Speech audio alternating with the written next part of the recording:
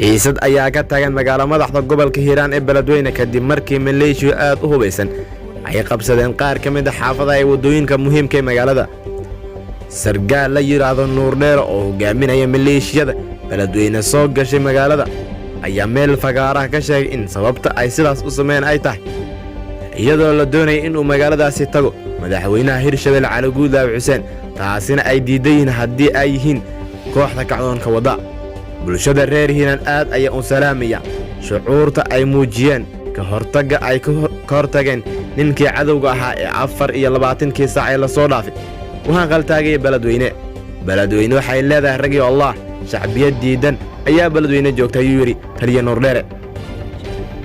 wuxuu intaas ku daray horaan u sheegnay dadka meesha joogo dadkaasi keeni kara ma aha wadanka annaga leh annagaana u dhimanayno. Hirshabelle wax la yiraahdo oo ka shaqeynaya ma jiraan. waxaan u malaynayaa in malakulmoodka Cali Guudlaabe u yaalo Beledweyne ilaa hadda wax iska hor imaadyo ah oo la soo wariyay ma jiraan. waxaana la sheegay in ciidamada dawladda iyo kuwa Hirshabelle ay ku kooban yihiin xirada lama galay.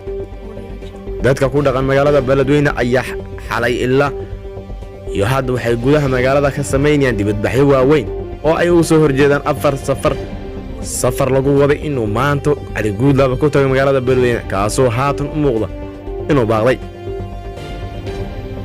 ma jirto wax war oo ka soo baxay dhanka maamulka Hirshabelle oo ku aadan ciidamada hubeysan ee ku sugan inta badan gudaha magaalada Beledweyne, waxaana saakin mar kale dib u bilowday banaanbaxyada looga soo horjeedo Hirshabelle.